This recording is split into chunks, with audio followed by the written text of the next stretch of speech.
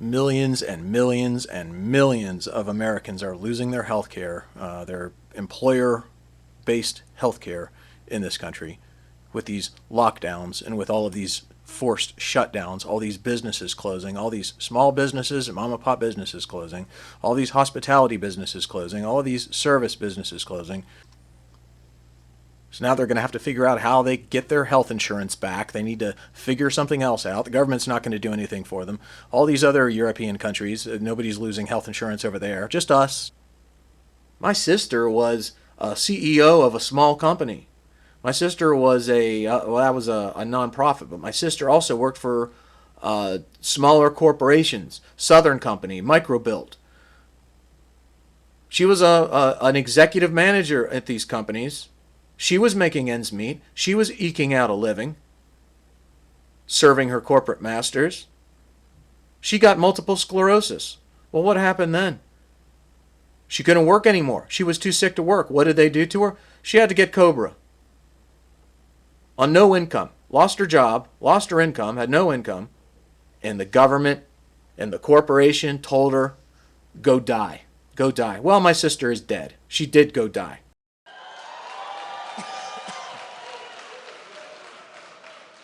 We invest.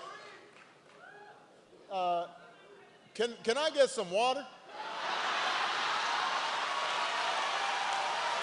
Come on up here. Give me some water.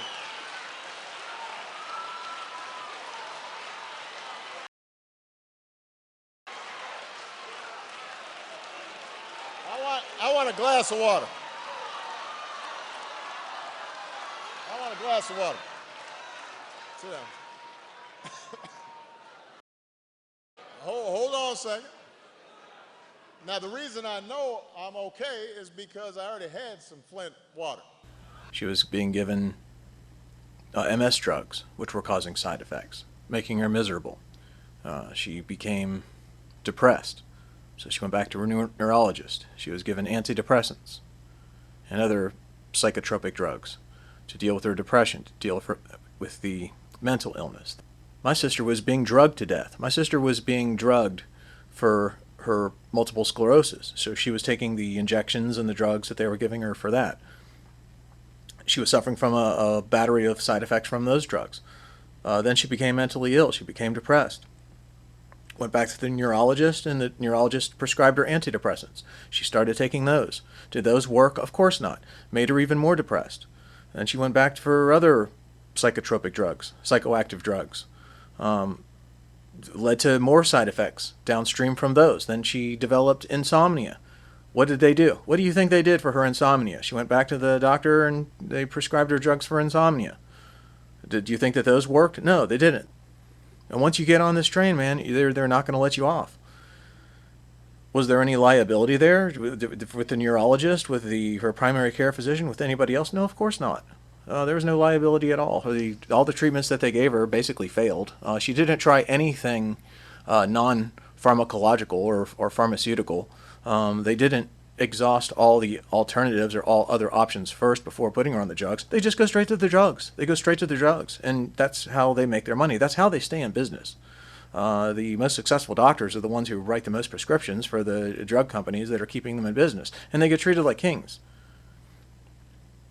I mean, they get free vacations, they get all kinds of perks, they get to keep their licenses to practice medicine. It's unbelievable, the benefits that they get for pulling out that prescription pad and writing those prescriptions for people. People need to take charge of their own health. People need to learn how to, instead of using their health care insurance, they need to look outside of the health care insurance first. And don't just go to the doctor and get a prescription for constipation. Why don't you just drink more water? I'll get a mortar and a pestle, I'll get some magnesium tablets, I'll grind that magnesium up into a fine powder in that mortar and pestle. I'll get some prune juice, pour a glass of prune juice, put it in the microwave, heat that up, dump the powdered magnesium into the prune juice, stir it up. Here, drink this. You'll be shitting your brains out in 2 hours. No side effects. You don't have any side effects from the magnesium. You don't have any side effects from the prune juice. You don't have to keep taking it and taking it and taking it. It doesn't even require any monetary commitment on your part. It's a couple of bucks for a bottle of prune juice. It's a couple of bucks for a bottle of magnesium tablets. It's not that difficult. You have dry eyes? You go to the doctor. You have dry eyes. What does the doctor tell you? Oh, you've got dry eye disease. You have dry eye disease. There's something called dry eye disease now. You have dry eyes. And you need to have a protocol. You need to have a multi-step protocol changes that you're going to make to your lifestyle. Don't be lazy. Don't be a little baby. Don't make cheap excuses for why you can't do it. Have a protocol. Adhere to the protocol. Patient compliance is important. Do the things that you can do from home to solve your problem. And you know what? You're going to solve your problem without having to go take drugs. The cause of your dry eye is not the lack of drugs that you're going to go take for it. The treatment that she got for her MS was garbage. It's garbage. It's not even a matter whether she had insurance or not. If you have insurance, if you can't afford to pay for this health care, this medical care, it was garbage. She was too politically brainwashed, just like Democrats and Republicans. She was too brainwashed to consider alternative options for her health care condition. She wasn't willing to try it. Cannabis was the devil's weed. She was politically opposed to it. She had, no, I'm not going to ever touch that stuff, she said. She couldn't stand it. Couldn't stand the sight of it. Couldn't stand the word. Just even the word marijuana would make the hair stand up on the back of her neck. So she never gave it a try. Even in light of, we had a friend of the family that lived out in California.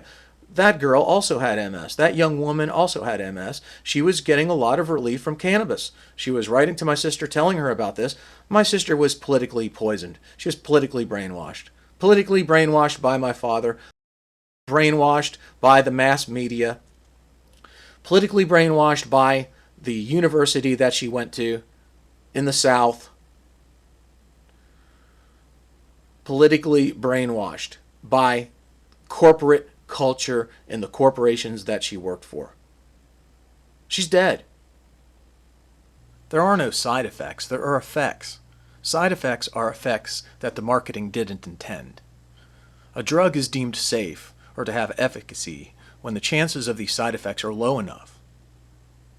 For instance, a 1% chance of developing a side effect would be somewhat typical in the white papers that you get stapled to your pharmacist bag when you bring your bottle of pills home. But rarely is the question asked, and even more rarely is it actually answered, over what length of time was this 1% chance observed and calculated? So if you're expected to take a drug for years, one must question such durations in the studies done and compare those to the periods of time you're expected to take the drug. For example, if the study ran for 30 days, it isn't unreasonable to apply a 12 times multiplier to your chances of having that side effect over the course of a year of taking that drug. For those taking multiple drugs, do you actually think that the medical industry is going to have research available to tell you your true risks for taking that combination of drugs that you're taking? There isn't enough time and money in the universe for all that. The combinations and permutations are infinite. Common sense is considering the limitations of any study of any drug. It's not blind sheep faith in a study as if it's the be-all end-all of research, as if no more questions are forthcoming. You have to consider that you don't know the risks.